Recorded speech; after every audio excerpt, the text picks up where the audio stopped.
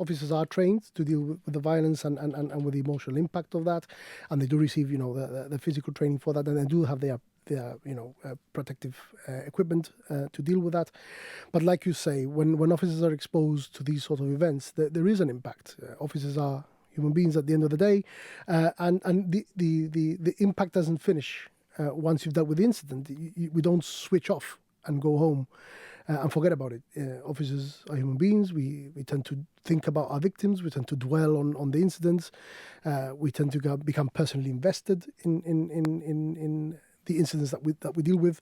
So there is an element of having to take care of them from that perspective. So the organisation does have a number of officers who are trained to be wellbeing champions in mental health first aid, and that help is available. We also have trim officers who are officers trained up in dealing with trauma-related incidents.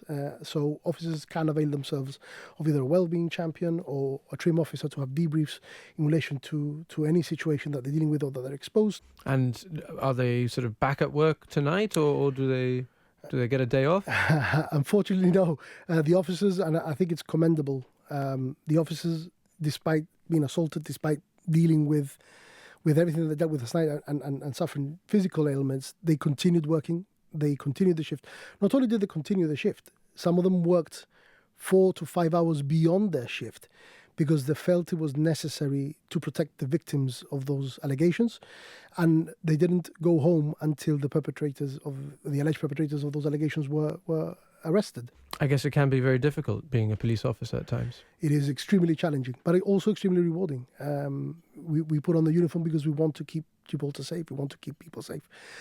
But the reality is that wanting to keep people safe doesn't mean that we want to be assaulted. It doesn't give people the right to assault us. Yes, we are trained to deal with violent individuals. It doesn't make it right that people are violent towards us.